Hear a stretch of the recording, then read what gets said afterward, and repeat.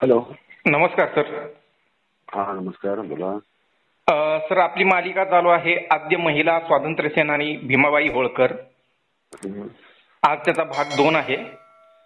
तर या माध्यमातून आपण भीमाबाई होळकर यांच्या कार्याचा आढावा, त्यांचे पराक्रम, त्यांनी केलेल्या लढाया, त्यांनी चालवलेलं प्रशासन याबद्दल चर्चा करत आहोत. काय सांगता येईल? कसं आहे की भीमाबाईंचा इतिहास पाहण्याच्या आधी थोडंसं मागे जावं लागेल. 1811 साली महाराजा यशवंतराव होळकरांचं दुर्दैवी निधन झालं. त्यांच्यानंतर त्यांच्या ज्या पत्नी होत्या महाराणी तुळसाबाई यांनी तिसरा मल्हारराव, जो 6 वर्षाचा होता, त्याला मांडीवर घेऊन राज्यकारभार पाहायला सुरुवात केली. आता ब्रिटिशांशी यशवंतराव होळकरांनी आजन्म संघर्ष केलेला असल्यामुळे आता तरी यशवंतराव गेल्यानंतर आता तरी होळकर संस्थान आपल्याला जप्त करता येईल या भ्रमात ब्रिटिश होते.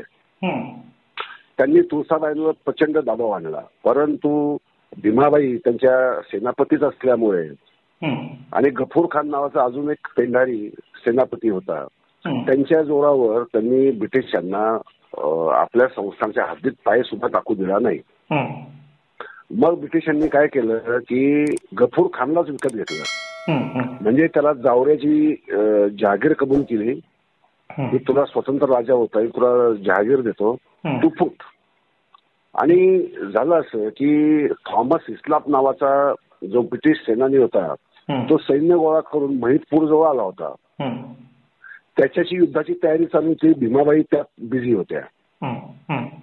आणि त्यात भीमाबाई बिझी असताना महिदपूरला इकडे गफूर खानने काय केलं, पहिल्यांदा तो महालात गेला तुळसा राणींच्या आणि त्यांचा खून केला आणि प्रेत क्षिप्रा नदीमध्ये फेकून दिलं. म्हणजे दुर्दैवी महाराणी की जी 7 वर्ष जवळपास ब्रिटिश आपलं राज्य सांभाळलं सक्षमपणे, त्यांचा अशा रीतीने दुर्दैवी खून झाला. आणि हा गफूर खान मग महिदपूरला गेला आणि त्याने दाखवलंच नाही. त्याने असं नाटक केलं की त्याला तुळसाबाईचं काय झालं काहीही माहीत नाही. ते राहिले लढायला उभे. भीमाबाई त्यावेळेस घोडदळाचं नेतृत्व करत होत्या आणि गफूर खान पायदळाचं नेतृत्व करत होता.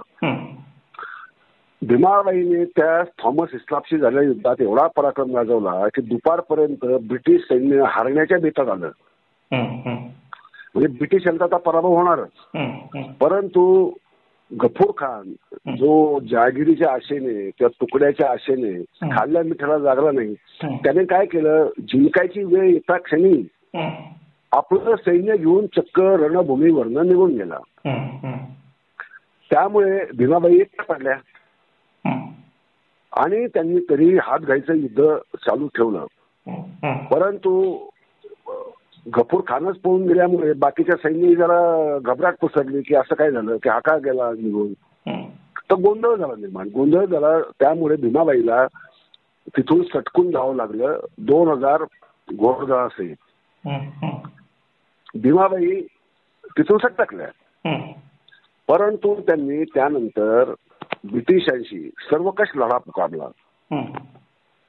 अख्ख्या मध्य प्रदेशामध्ये आणि उत्तर भारतामध्ये जेथे जेथे ब्रिटिशांची ठाणी होती, जेथे जेथे ब्रिटिशांचे तळ किंवा खजिने होते, त्यावर गनिमी कायद्याने अचानक हल्ले करून तिने त्यांची दुर्दशा करायला सुरुवात केली. आणि मग ब्रिटिशांना काय वाटलं की आता हे आपलं होळकर संस्थान तर सहजासहजी मिळत नाही, भीमाबाई अजूनही लढतायत. त्यामुळे त्यांनी पुन्हा दुसरी चाल रचली. त्यांनी काय केलं, फितुरी करण्यासाठी दुसरे फितूर शोधायला लागले. तोपर्यंत भीमाबाईने अगदी जॉन माल्कम हा जो सेंट्रल एशियाचा जनरल होता ब्रिटिशांचा, त्याचा सुद्धा घमासान युद्धामध्ये पराभव केला आणि माल्कम पळून गेला ती रणभूमी सोडून. त्याच्यामुळे तर ब्रिटिश अजून बिथरले, कारण ही यशवंतरावांसारखीच पराक्रमी महिला आहे आणि ती आपल्याला समर्थपणे तोंड देते आहे, हे काही त्यांना सहन होईना. मग त्यांनी त्यांचं हेरखान जागृत केलं. मग नंतर धारच्या संस्थांच्या ज्या बायजाबाई पवार आहेत त्यांनी पत्र लिहिलेलं आहे की ही पोरगी म्हणजे भीमाबाई की रानोमा हिंडत वेड्यासारखी ब्रिटिशांच्या मागे लागलेली आहे, खायच्या प्यायची सुद्धा तिला शुद्ध नाही, असं धारच्या संस्थानाच्या महिलेनं लिहिलेलं पत्र आहे.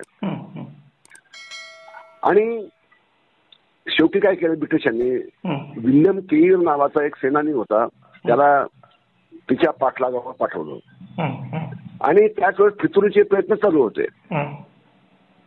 आणि त्यावेळेस एक रोशन खान नावाचा त्यांचा भीमाबाईचा एक सेनानी होता. ऐन वेळेस तोही फुटला आमिषाला. आणि एरवी भीमाबाईच्या आदेशाने शस्त्र उपसून पराक्रम गाजवणारे तिचे सगळे लोक हे त्याने फितूर करून टाकले. त्यांची मनस्वी रूढ का बाईच्या हाताखाली काम करायला तुम्हाला लाज वाटत नाही का, अशा शब्दामध्ये त्याने सैन्याला हे केलं. भीमाबाई तर महापराक्रमी स्वतः, तरी सुद्धा त्यांनी असं केलं. मग झालं काय, विल्यम केर जवळ आल्यानंतर एकाही सैनिकाने आपलं शस्त्र उपसलं नाही. मग भीमाबाई मात्र आवेशाने ब्रिटिशांवर त्या विल्यम केरवर तुटून पडले. त्या लढाईत विल्यम केर जखमी झाला, जायबंदी झाला. परंतु एकाकी महिला किती वेळ या बलाढ्य ब्रिटिश सैनिकांशी लढणार, कारण सैनिक तर साथीला एकही नव्हता, म्हणजे 1 विरुद्ध 500 असा हा संघर्ष. त्याच्यामध्ये भीमाबाईंना कैद करण्यात आली. त्या बेशुद्ध पडल्या ना, रक्तबंबाळ होऊन त्या बेशुद्ध पडल्या, त्यांना अटक झाली. आणि अटक झाल्यानंतर भीमाबाईची दहशत एवढी होती की त्यांनी तिला कैदेत ठेवलं आणि मरेपर्यंत म्हणजे 1758 सालापर्यंत भीमाबाई कैदेत होत्या. तर त्यांचा लढा स्वतःसाठी नव्हता, स्वतःच्या राज्यासाठी नव्हता, स्वतःच्या संस्थानासाठी नव्हता, तर तो देशासाठी होता. तिने जसे यशवंतराव होळकर सर्व संस्थानिकांना पत्र लिहायचे, या मला येऊन मिळा, आपण सगळे मिळून ब्रिटिशांशी संघर्ष करू, मग आपापसातले वाद आपण नंतर मिटवून घेऊ. परंतु एकाही संस्थानिकांनी भीमाबाईला सुद्धा प्रतिसाद दिला नाही. सगळ्यांना आपापली संस्थानं वाचवण्याचा आणि मलई खाण्याचा एक सैतानी उद्देश होता, स्वार्थी उद्देश होता. त्यामुळे भीमाबाई एकट्या पडल्या. खरं तर भीमाबाई या जागतिक इतिहासामध्ये तिची नोंद आहे. भीमाबाईची आद्य स्वातंत्र्य सेनानी, महिला स्वातंत्र्य सेनानी पहिली म्हणून भीमाबाई आणि आद्य स्वातंत्र्य सेनानी म्हणून यशवंतराव होळकर, असं बाप लेकीचं जागतिक पातळीवर नाव असताना दुर्दैवाने भारतामध्ये मात्र भीमाबाई होळकर कोण हेच कोणाला माहित नाही. हे दुर्दैव आहे.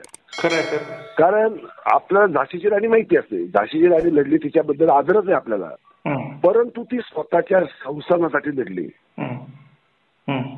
स्वतःचं दत्तक विधान वाचवण्यासाठी लढली. भीमाबाईचा तर पुढे हाही प्रश्न नव्हता, कारण होळकर घराणं हे स्वतंत्रतावादी होतं.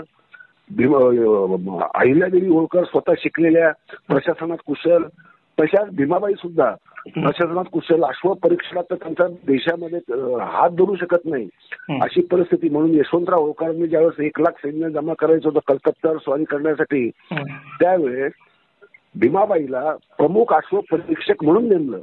आणि मग भीमाबाई सांगतील तेच लढायला योग्य चपळ असे उमदे घोडे खरेदी करण्याचा सपाटा यशवंतरावांनी लावला होता.